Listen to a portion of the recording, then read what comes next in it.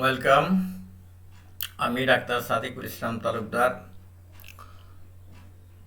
প্রাক্তন সহযোগী অধ্যাপক এবং বিভাগীয় প্রধান, ময়মনসিংহ মেডিকেল কলেজ, প্যাথোলজি বিভাগ।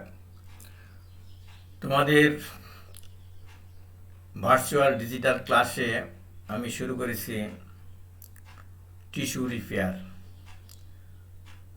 বিশেষ করে তোমাদের ফোর্থ ইয়ারের যারা প্যাথোলজি পড়ো, এমবিবিএস স্টুডেন্ট, এবং যারা ডাক্তার হয়েছ, পোস্ট গ্রাজুয়েট অ্যাডমিশন টেস্ট দেওয়ার জন্য প্রস্তুতি নিচ্ছ, তাদের জন্য আমার এই ক্লাস। আমার এই চ্যানেল তোমরা সাবস্ক্রাইব করবে তোমাদের বন্ধুদের মাঝে। তোমরা আজকে টিস্যু রিপেয়ারের আজকের পর্বে রিপেয়ার বাই কানেকটিভ টিস্যু বা ফাইব্রোসিস এটা ডিসকাস করব। তো রিমান, একটু আগেই বসো রিমান। তো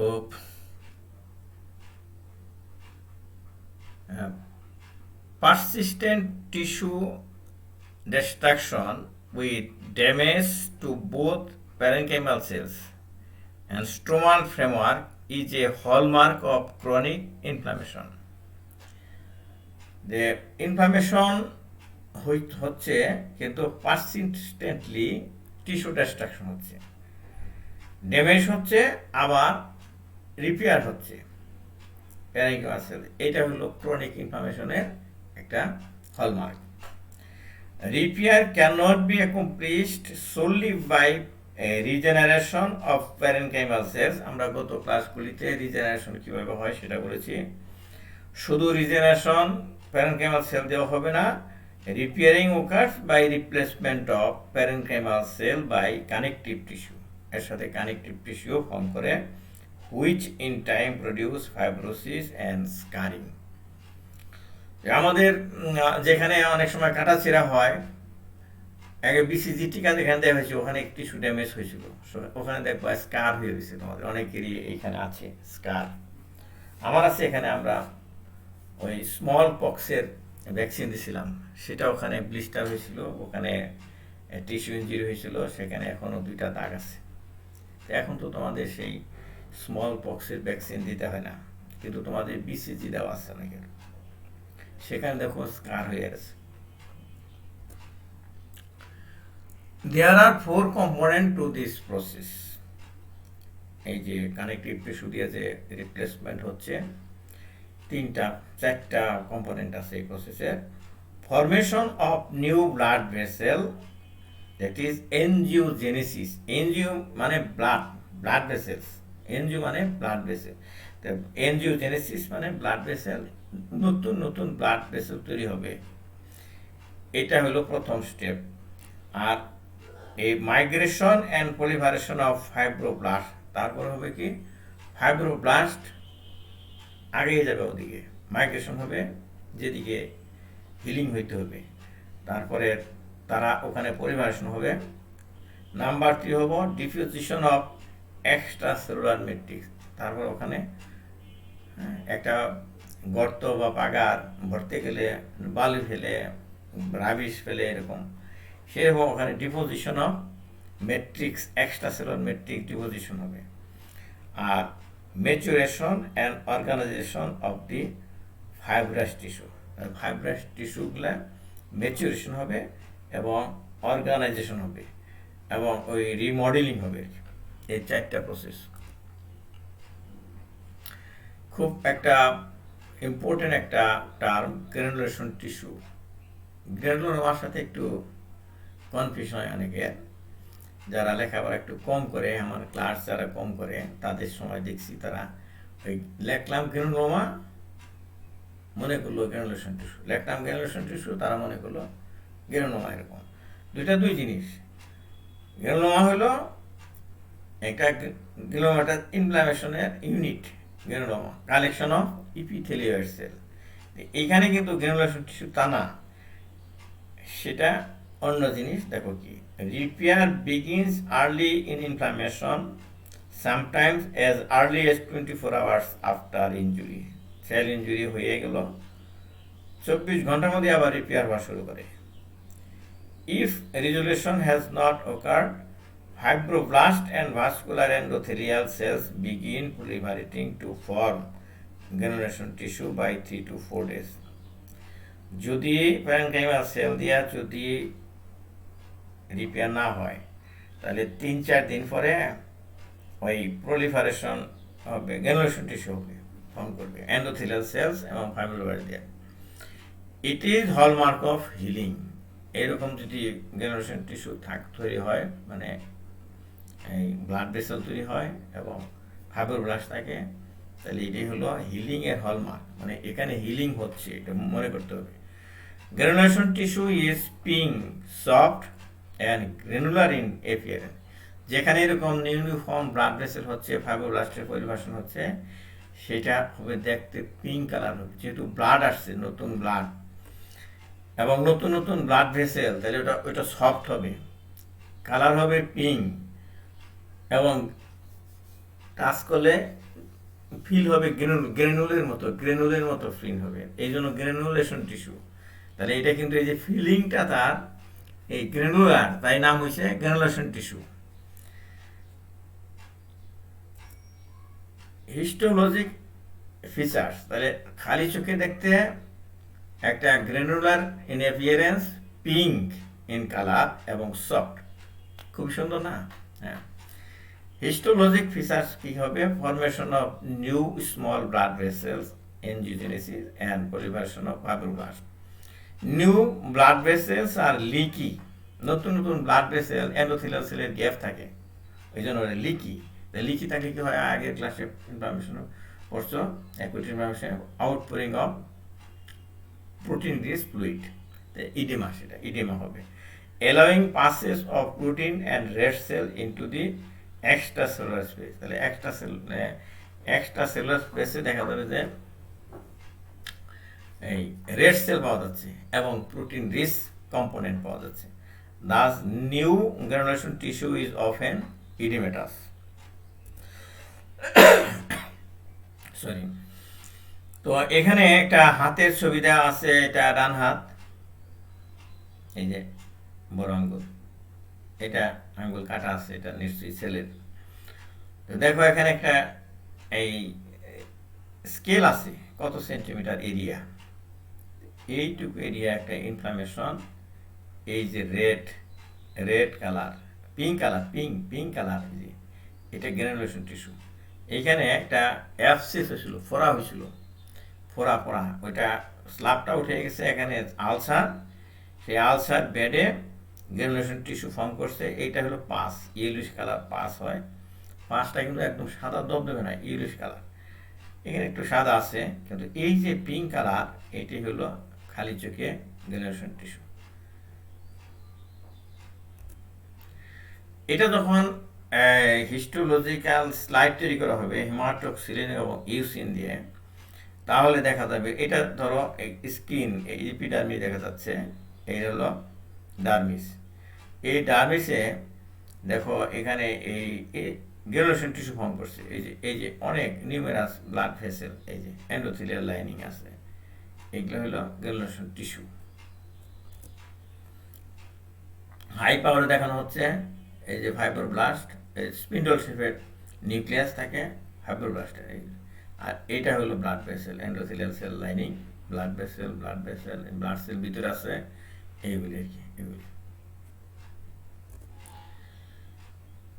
এখন process of angiogenesis, blood vessel form করে কিভাবে, বুঝতে পারছো? ব্লাড ভেসেল রিমান, বুঝতে পারছো? হ্যাঁ, good. Steps of development of new capillary vessels, তাহলে এই যে ব্লাড ভেসেল ফর্ম করবে, তাদের স্টেপটা কি? একটা হবে proteolytic degradation of the basement membrane of the parent vessels to allow formation of a capillary sprout and subsequent cell migration.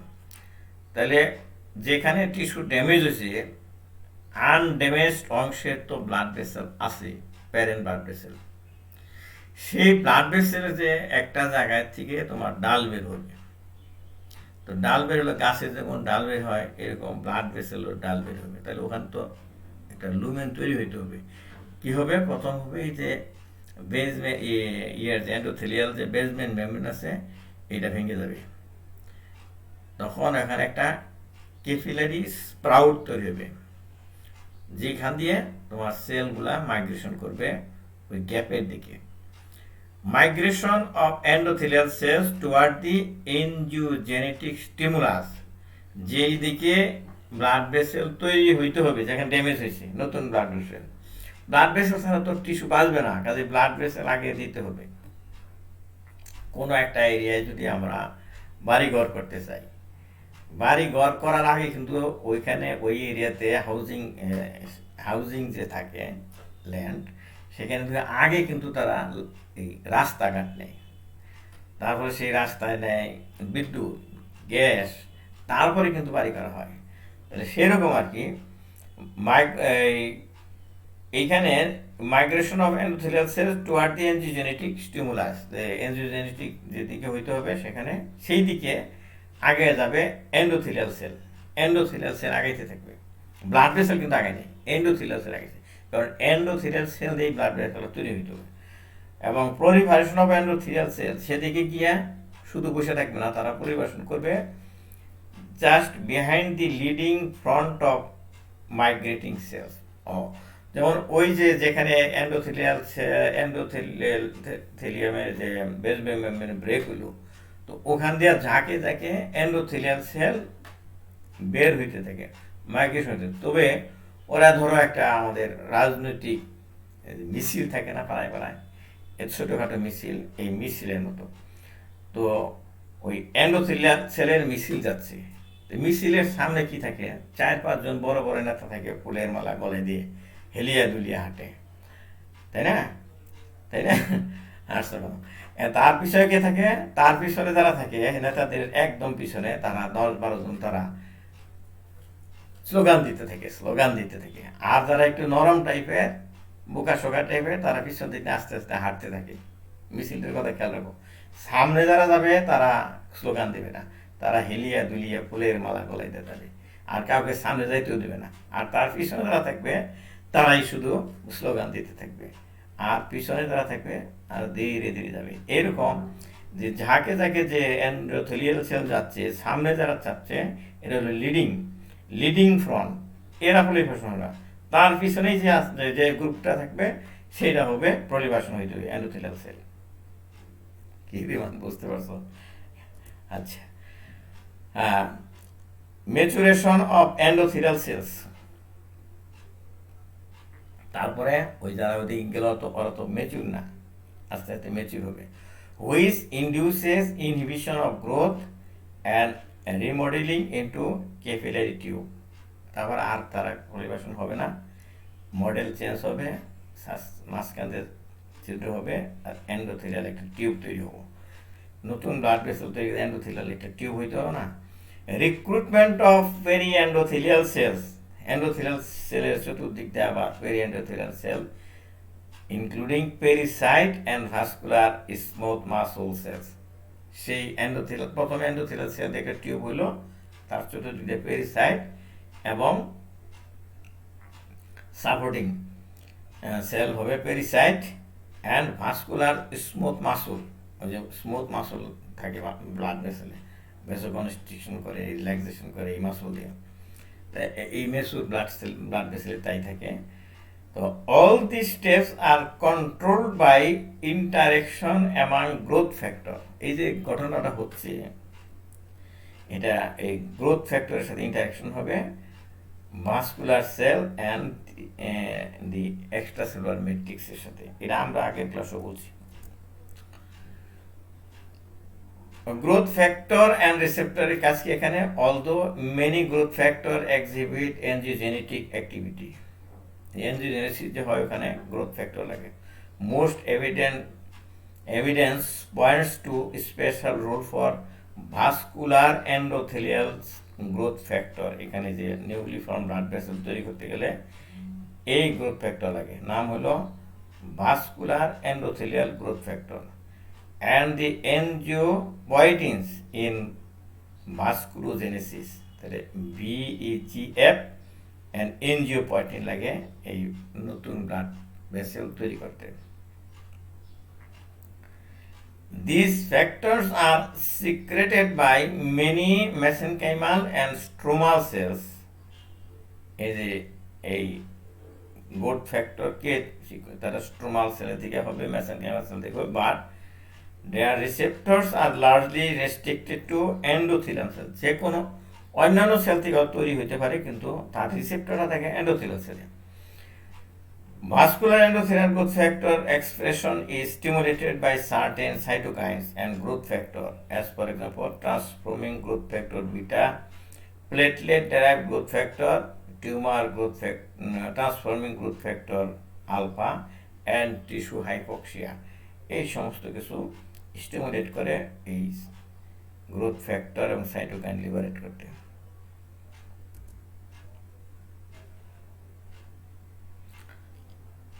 Extracellular matrix proteins as regulator of angiogenesis. এই angiogenesis regulate করে কারা? Extracellular matrix protein. The key component of angiogenesis is the motility and directed migration of endothelial cell. Endothelial cell কোন দিকে যাবে? Directed একটা motility থাকবে, এলোমেলো না যায়, একটা নির্দিষ্ট দিকে যাবে, সেটা রেগুলেট করতে হবে। This process are control by several classes of proteins. অনেক প্রোটিন এটা কন্ট্রোল করে, including integrin, matricellular proteins and protease. কোন দিকে যাবে, ভেসেল কোন দিকে ফর্ম করবে, কোন দিকে এন্ডোথেলিয়াল সেল যাবে, সেটা কন্ট্রোল করে ইন্টিগ্রিন, মেট্রিসেলুলার প্রোটিন অ্যান্ড প্রোটিয়েস। আজকের পর্বে এই পর্যন্ত থাকুক। আগামী পর্বে আমরা ফাইব্রোসিস বা ফাইব্রোপ্লাসিয়া, আজকে বললাম কিন্তু এনজিওজেনেসিস, নিউ ব্লাড ভেসেল ফর্মেশন হলো, নিউ ব্লাড ভেসেল ফর্ম করলো, এই জেনারেশন টিস্যু হইল, সেটা আজকে আলোচনায় গেল। আগামী পর্বে হবে ফাইব্রোসিস এন্ড ফাইব্রোপ্লাসিয়া।